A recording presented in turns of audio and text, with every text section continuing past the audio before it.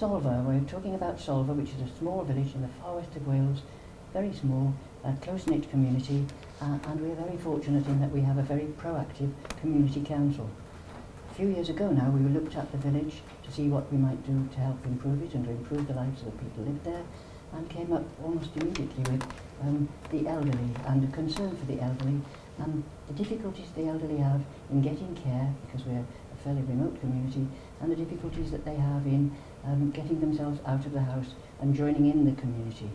We went to the community itself with a survey and got a really good response, an 86% response on it, and the community were with us in our efforts to say we can look after our elderly and our community better ourselves than they're currently being looked after. So we had a go at getting some funding. We were successful in getting the funding and went ahead with our 2-year pilot project that Lena's going to tell you about. I'm the part-time coordinator for Solva Care, and I've got 30 volunteers. They're men and women, some are Welsh speaking, most are retired, but we do have a variety of ages. We do have a few students as well who help out when they're not in uni. They have one thing in common, and that's that they can give a little bit of time to help fellow villagers with a variety of tasks.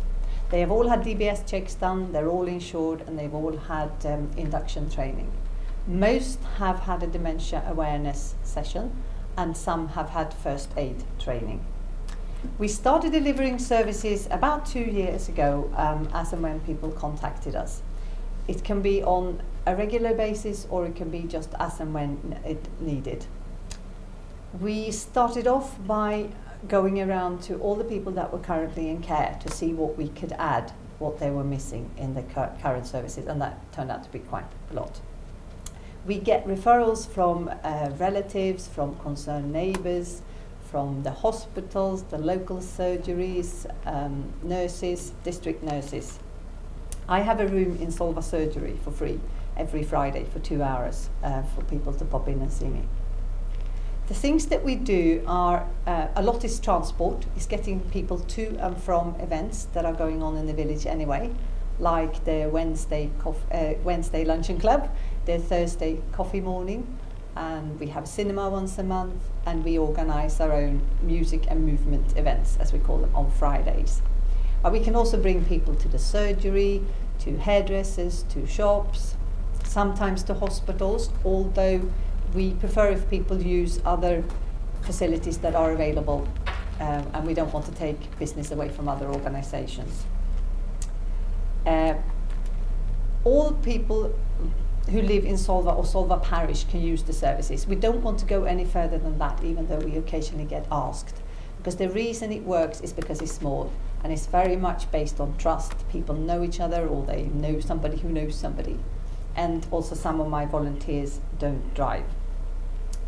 Other things that we do is dog walking. We do pop-in visits for people who can't get out and about so much.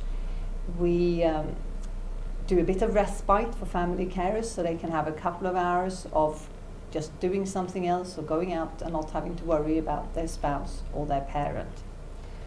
And we're now up to about 120 to 150 hours a week.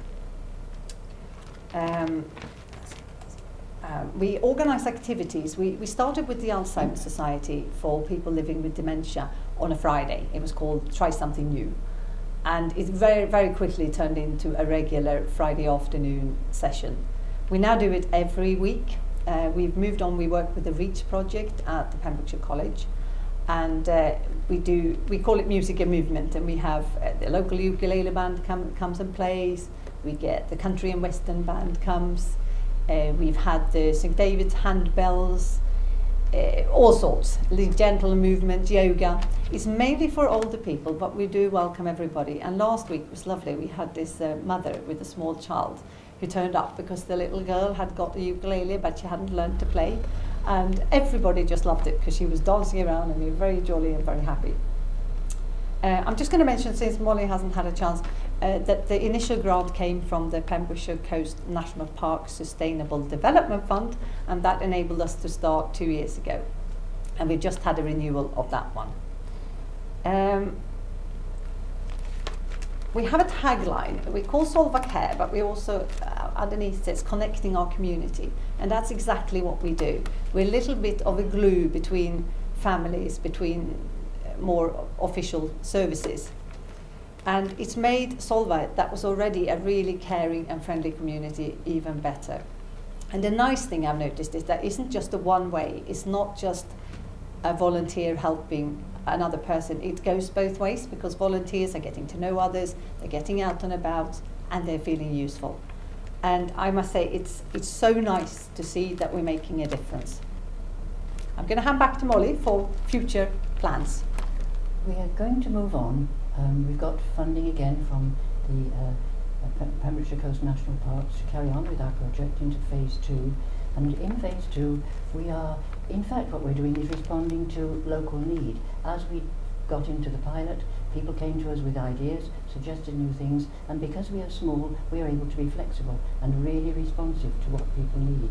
So in phase 2, we're going to be working, and have already started working, with people who work as paid carers, both those who work privately and those who work for agencies, to get a much more integrated service for our older people. We're going to work with the wider community as well on a preventative health approach, so that we involve more people in that. And we are also looking at keeping our community sustainable. It's become very much now about connecting our community, keeping it going, making sure that the generations mix with each other and understand each other's perspectives and points of view. We are looking also, of course, at funding. But we are concerned, generally speaking, about the sustainability of our whole community and all the individuals in it. And from the point of view of sustainability, meaning something that, so that the actions you take now do not prevent actions being taken in the future. We're trying to keep things open and keep our community working. And we hope, so far, we're achieving some success.